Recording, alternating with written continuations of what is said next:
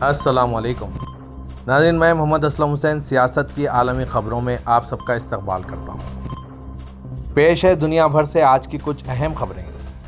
مصر میں 13ویں صدی کی ایک مسجد جو برسوں سے صابن کے کارخانے، زباخانہ اور قلعے کے طور پر استعمال کی جا رہی تھی، اب ٹوٹ پھوٹ کا شکار ہو گئی تھی۔ آج پیر کو قاہرہ میں ایک طویل بحالی کے بعد اسے دوبارہ کھول دیا گیا۔ 1268 میں مملوک کے دور حکومت میں تعمیر ہوئی مسجد الظاہر بیبارس وسطی قاہرہ کے بالکل شمال میں 3 ایکڑ کے رقبے پر پھیلی ہوئی ہے اور اسے مصر کی تیسری سب سے بڑی مسجد بتایا جاتا ہے۔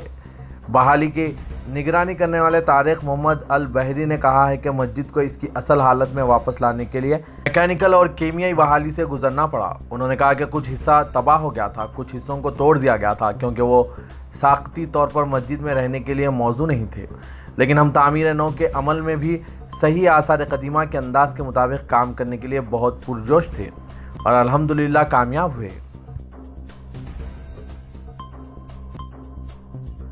ایک اسرائیلی عدالت نے ایک فلسطینی کو 2015 میں مقبوضہ مغربی کنارے میں ایک اسرائیلی آبادکار کے قتل کے الزام میں عمر قید کی سزا سنائی۔ فوج نے پیر کو یہ بات بتائی۔ فوج نے بتایا کہ اسرائیلی فوجی عدالت نے 39 سالہ مات محمد کو اس حملے کے لیے 2 عمر قید کی سزا سنائی جو اس نے فلسطینی اسلامی تحریک حماس کی جانب سے انجام دینے کا اعتراف کیا۔ 29 جون 2015 کو حامد نے ایک گاڑی پر فائرنگ کر کے 25 سالہ ملاچی روزن فیلڈ کو ہلاک کیا تھا، جو مغربی کنارے کی ایک غیر قانونی بستی شیلو کے قریب باسکٹ بال کے کھیل سے واپس آ رہا تھا۔ فوج نے یہ بات بتائی۔ سعودی عرب کے ولی عہد شہزادہ محمد بن سلمان نے سعودی اسپورٹس کلبوں کی نجی کاری اور سرمایہ کاری کے منصوبوں کا آغاز کیا ہے۔ سرکاری خبررساں ادارے ایس پی اے کے مطابق یہ اقدام اسپورٹس کے شعبے میں سعودی ویژن 2030 کے اہداف کی تکمیل کے لیے کیا گیا ہے۔ اسپورٹس کلبوں کی نجی کاری کا مقصد پرائیویٹ سیکٹر کو اسپورٹس کے شعبے کے فروغ میں اپنا کردار ادا کرنے کے قابل بنانا اور ہر سطح پر کھلاڑیوں، اسپورٹس کلبوں اور قومی ٹیموں کو مطلوبہ اور منفرد کردار کا اہل بنانا ہے۔ منصوبے کے تحت پرائیویٹ سیکٹر کو ترغیبات فراہم کی جائے گی تاکہ وہ مؤثر اسپورٹس سیکٹر کے قیام میں اپنا کردار مناسب طریقے سے ادا کر سکیں۔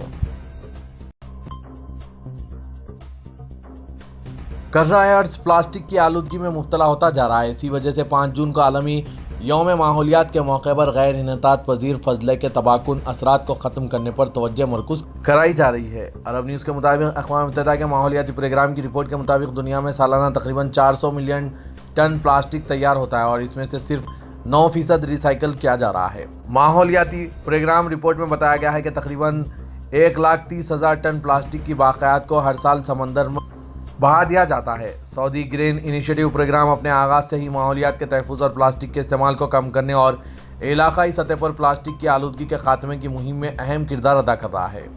گزشتہ 3 سال سے جاری اس پروگرام کے دوران سعودی عرب کی جانب سے کیے گئے اقدامات میں سمندروں سے پلاسٹک کے فضلہ نکالنے کے علاوہ قومی پیمانے پر استعمال شدہ پلاسٹک کو ٹھکانے لگانے کا جدید نظام تیار کرنے اور اس سے متعلقہ بین الاقوامی کوششوں کی حمایت کی جا رہی ہے۔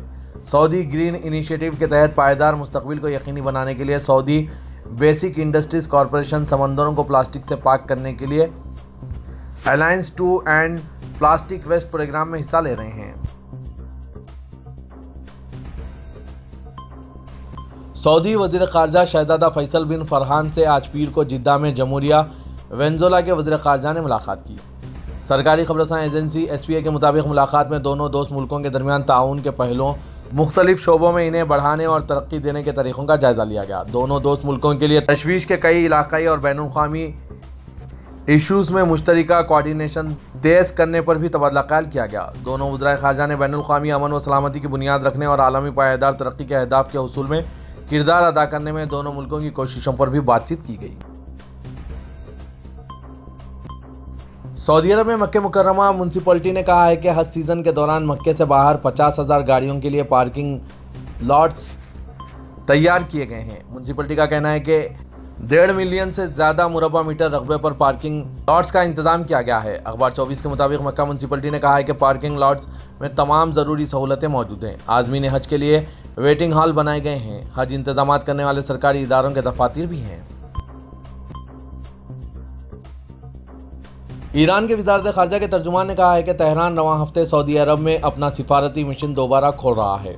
عرب نیوز کے مطابق تہران کی وزارت خارجہ کے ترجمان ناصر نے آج پیر کو ایک بیان میں سفارتی مشن دوبارہ کھولنے کا اعلان کیا۔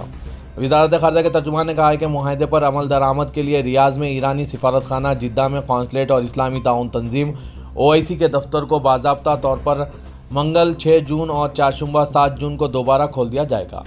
فرانسیسی خبر رساں ادارے AFP کے مطابق تہران سعودی مین میں اپنا سفارت خانہ 7 سال کی بندش کے بعد کھول رہا ہے۔ متحدہ عرب امارات کی امارات نیوز ایجنسی نے آج پیر کو رپورٹ کیا ہے کہ متحدہ عرب امارات اور جاپان فرینڈشپ کمیٹی برائے خواتین کیریئر ڈیولپمنٹ نے توانائی کی صنعت میں خواتین کو بااختیار بنانے کے مقصد سے ابوظہبی میں اپنا 16واں فورم منعقد کیا۔ یہ فورم جنرل وومن یونین کی چیئر وومن شیخہ فاطمہ بنت مبارک کی سرپرستی میں منعقد کیا گیا۔